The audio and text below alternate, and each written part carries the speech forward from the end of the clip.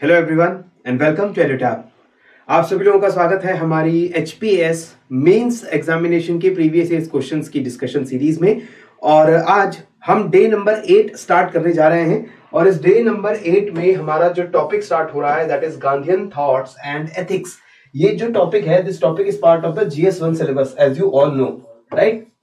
और जीएस1 के पेपर्स में अगर हम 2018, 19 और 20 के पेपर्स को उठा करके देखें तो इस पर्टिकुलर टॉपिक से जो क्वेश्चंस हमें देखने को मिल रहे हैं, क्वेश्चंस के नंबर बहुत ज्यादा नहीं है।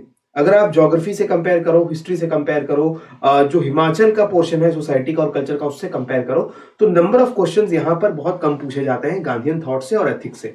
लेकिन अगर हम मार्क्स की बात करें तो the number of marks allotted to this component is very important, क्योंकि भले ही नंबर ऑफ क्वेश्चंस कम है लेकिन जो 20 मार्कर क्वेश्चन पूछे जाते हैं जीएस1 के अंदर, उन 20 मार्कर क्वेश्चन में से एक क्वेश्चन आपका गांधीयन थॉट्स या एथिक्स से जुड़ा हुआ आ जाता है, right. So this basically means कि इस कंपोनेंट को आप इग्नोर करके नहीं जा सकते।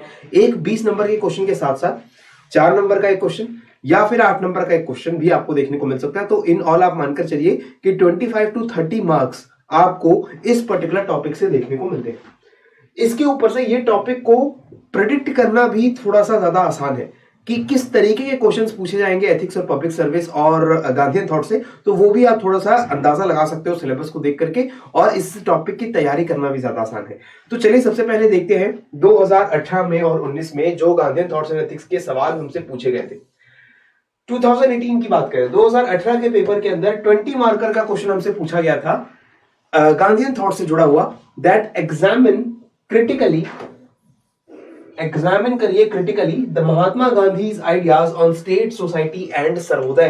तो स्टेट को लेकर के, समाज को लेकर के और सर्वोदय का जो कॉन्सेप्ट है उसको लेकर के गांधी जी की क्या आइडिया थे, क्या फिलॉसफी थी, उसको आपको एग्जामिन करना है, क्रिटिकली एग्जामिन करना है 20 नंबर के लिए 400 शब्दों में, 400 वर्ड्स में। सो एग्जामिन क्रिटिकली का मतलब क्या होता है, आई होप आप लोगों को क्लियर है। एग्जामिन का मतलब होता है जांच करना। जांच करने के लिए किसी भी चीज की जब जांच की जाती है तो उसको पूरा अंदर से बाहर, उस हर चीज के हर पहलू के ऊपर आप जो है निगरानी रखते हो और हर चीज के ऊपर आप अपने व्यू पॉइंट्स को वहां पर प्रोवाइड करते हो। जब क्रिटिकली एग्जामिन करने की बात आती है तो इसका मतलब होता है कि आपको इस तरीके से एग्जामिनेशन करनी है कि उस पर्टिकुलर आइडिया के सही और गलत पहलुओं को आपको सामने लेकर कर आना है और फिर अपना एक व्यू पॉइंट या अपना एक ओपिनियन, अपनी एक जजमेंट आपको प्रोवाइड करनी है।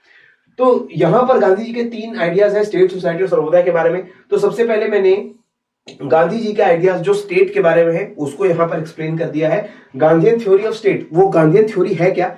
It is based not only on the principles of freedom, non violence, morality, justice and truth, but also on decentralisation.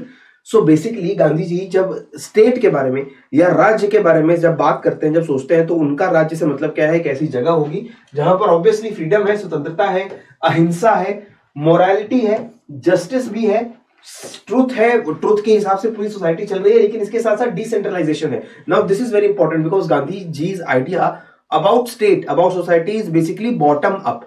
वो सेंट्रलाइजेशन नहीं, डिसेंट्रलाइजेशन के पक्ष में, और ज्यादा से ज्यादा मासेस के हाथ में पावर होनी चाहिए, मासेस के हाथ में डिसीजन मेकिंग की जो एबिलिटी है वो होनी चाहिए, अपॉर्चुनिटीज होनी चाहिए। इस पे गांधी जी बिलीव करते हैं। तो यहां पर मैंने लिखा फिर, to him swaraj and democracy are synonymous, decentralisation of power must be the basic part of democracy. ठीक है, एक एक करके यही जो गांधी जी का आइडिया ऑफ स्टेट है उसको आप और इलेबोरेट यहां पर कर सकते हो, इसकी तुलना कर सकते हो। गांधी जी ने जो आइडिया ऑफ स्टेट लिया है वो किस तरीके से यूरोपियन आइडिया ऑफ स्टेट से अलग है, जो रूसो और ग्रीक सिटी स्टेट्स जो एंशिएंट टाइम्स में हुआ करते थे। उसके बाद से रूसो जो डायरेक्टली इस कॉन्सेप्ट से डील नहीं करता है, लेकिन ओपन असेंबली कॉन्सेप्ट यानी कि ग्रास रूट डेमोक्रेसी की बात करता है, उससे इंस्पायर्ड है। देन मॉडर्न कॉन्स्टिट्यूशन सिस्टम में डिसेंट्रलाइजेशन को उन्होंने स्ट्रेस किया है। Gandhi is decentralisation as a different character, through the decentralisation of political power individuals will get full scope to participate in the affairs of the state and they can do it absolutely non violent में, यानी कि without any conflict, without any confrontation. Participative democracy जो है उसकी बात यहां पर गांधी जी कर रहे हैं। So this is basically the Gandhi ji's idea of state. It is very important कि ये देखो, ये सारी चीजें जो है वो थ्योरी में आप पढ़ते हो, आप कोई कोर्स लेते हैं या आप गांधी थॉट्स की कोई भी बुक पढ़ते हैं, जब आप कंटेंट पढ़ते हो तो वहां पर आपको सारा मटेरियल मिल जाता है। इस मटेरियल को आप अपने आंसर में लिख कर आओगे। आपका आंसर अच्छा है या बुरा है, वो चीज कैसे डिसाइड होती है, वो चीज डिसाइड होती है यहां। यहां आप जो एग्जामिन क्रिटिकली वाला क्वेश्चन था उस एग्जामिनेशन का आंसर दोगे कि एग्जामिनेशन के बाद आपको क्या पता लगता है। We find that Gandhian perspective of state, democracy, freedom, participation and non-violence are all closely connected. Gandhi's decentralization can be stated in following phrase: expansion of democracy up to the grassroots level. तो ये चीज आ गई ना कि grass root level के ऊपर बिल्कुल masses, जो लास्ट मैन है सोसाइटी में, उस तक डेमोक्रेसी को लेकर जाना गांधी जी के लिए स्टेट का मतलब है। ठीक है, democracy without decentralisation is practically an impossible concept. अगर हम सोच रहे हैं कि डेमोक्रेसी हम मजबूत कर सकते हैं और लोग जो बिल्कुल ग्राउंड पे रहने वाले लोग हैं, जो मार्जिनलाइज्ड या वल्नरेबल सेक्शन से भी बिलोंग करते हैं, उनका पार्टिसिपेशन उस डेमोक्रेसी में नहीं है, तो वो डेमोक्रेसी नॉन एग्जिस्टेंट होती है। इसके बाद Gandhi ji idea on society and Sarvodaya. अब इस सोसाइटी और सर्वोदय, ये स्टेट के बाद सोसाइटी और सर्वोदय के ऊपर गांधी जी के क्या आइडिया, उसको क्रिटिकली एग्जामिन करना था।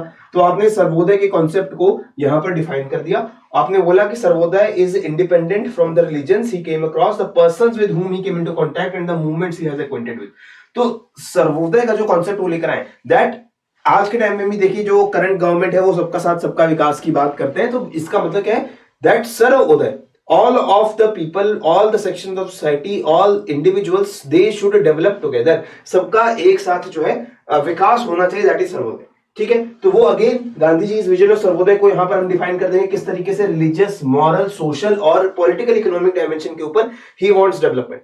He wants the word Sarvodaya to describe the principle that he felt should guide us in our efforts to build ourselves, our families and communities and nations.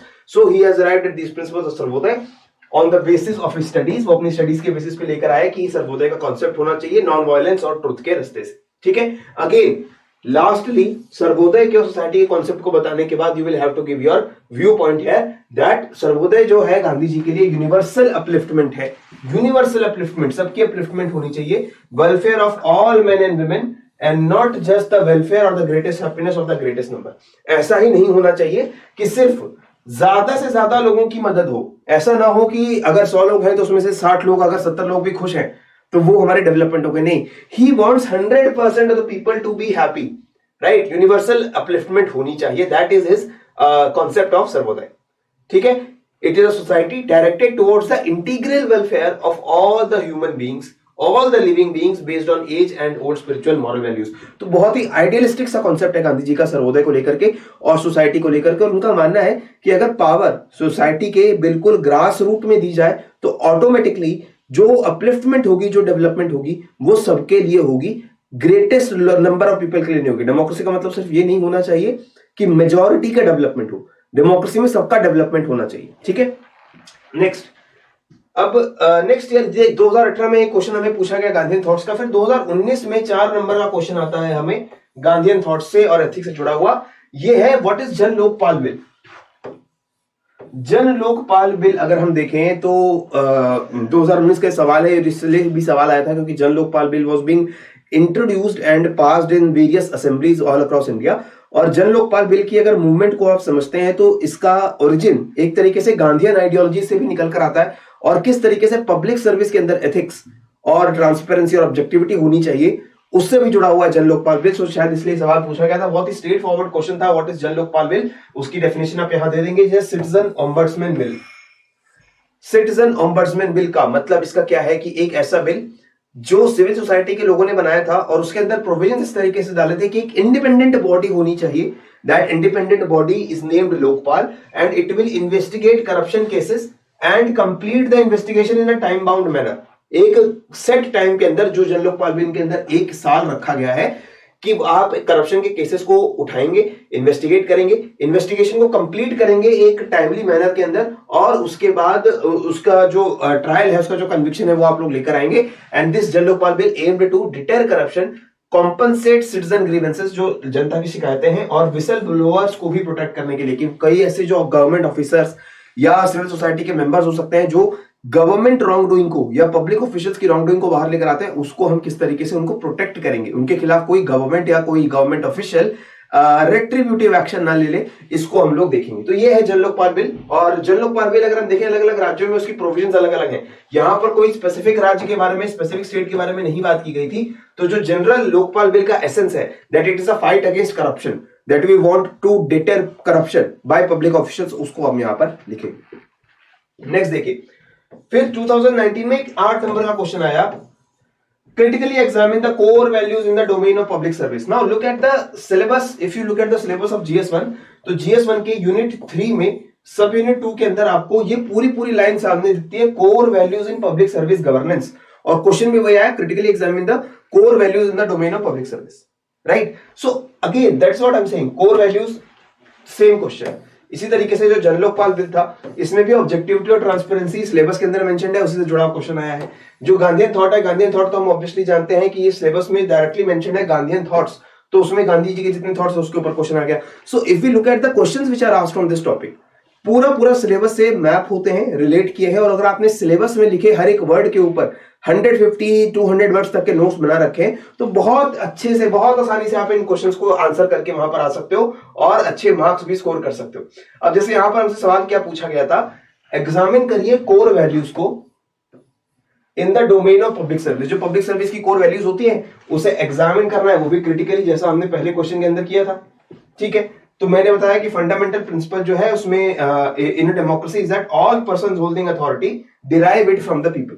Democracy में सीधा मतलब है कि कोई भी गवर्नमेंट ऑफिशियल हो, पब्लिक ऑफिशियल हो, leader हो, उसके पास जो भी अथॉरिटी है, जो भी पावर है, वो पावर कहां से आती है? वो आती है लोगों से, ठीक है? लोगों की पावर एक तरीके से आप लोगों ने अपने पास डिराइव की है। So all public functionaries are trustees of the people, ठीक है? और इस ट्रस्टीशिप की थ्योरी से, द ट्रस्टीशिप रिलेशनशिप, इससे हमें यह पता चलता है कि जो भी ऑफिशियल्स हैं, जो भी गवर्नमेंट में काम करने वाले लोग हैं, जो भी डिसीजन या एक्शन वो लेते हैं, वो इस तरीके से लेने चाहिए that they are in the best interest of the people. So this is the core philosophy behind public service. यहां पर ये पूछा गया है ना, core value in the domain of public service. तो पब्लिक सर्विस की कोर वैल्यू क्या है? That all the public government functionaries they are basically trustees of the people. उनकी खुद की कोई पावर नहीं है, जो पावर वो एक्सरसाइज कर रहे हैं वो पावर उन्होंने लोगों से ली है, और वो पावर को एक्सरसाइज करने का जो तरीका है वो हमेशा लोगों के बेस्ट इंटरेस्ट में होना चाहिए, तभी हम कह रहे हैं ये पब्लिक सर्विस हो रही है, ठीक है? तो इस पब्लिक सर्विस के कुछ इंपॉर्टेंट प्रिंसिपल्स हैं, जैसे selflessness, integrity, objectivity, accountability, openness, honesty, leadership, ये सारे जो कोर वैल्यूज हैं, इसको आपने यहां पर एग्जामिन कर दिया। ये जो कोर वैल्यूज हैं, ये कोर वैल्यूज सेट थ्योरी में हम पढ़ते हैं नोलन्स ऑब्जेक्टिविटी, नोलन कमेटी के प्रिंसिपल्स के तौर पे, Nolan's principles और Nolan committee's principles. So these are basically all your values, 7 ये values है जो आपके Nolan committee से derive होती हैं। ये सातों के सातों values आपको याद होनी चाहिए, और इनके ऊपर आपके 50-50 वर्ड्स के जो है पैराग्राफ बने रहने चाहिए, क्योंकि 4 नंबर के क्वेश्चन के तौर पे भी ये पूछा जा सकता है। For example, what is objectivity, या how integrity is important for public service, how openness is important for public service, ठीक है? तो ये इस तरह के क्वेश्चन जो है वो हमसे पूछे जा सकते हैं, क्लियर? तो ये थे हमारे कुछ 3 क्वेश्चंस जो 2018 और 19 के पेपर में पूछे गए इस टॉपिक से। कल के सेशन में जो बचे हुए 2019 और 2020 के क्वेश्चंस हैं वो आपके साथ हम डिस्कस करेंगे, और मुझे उम्मीद है कि इस सिलेबस को, Gandhian thoughts and ethics in public service के सिलेबस को आप लोग देखेंगे, और ध्यान से उनको देखने के बाद कल भी आप ये देख पाएंगे कि जो क्वेश्चंस हम डिस्कस कर रहे हैं, how integrated they are with the syllabus which is there in the examination, ठीक है? तो इसी के साथ मुझे यहां पर दीजिए इजाजत, पढ़ते रहिए, बढ़ते रहिए। जय हिंद एंड जय भारत।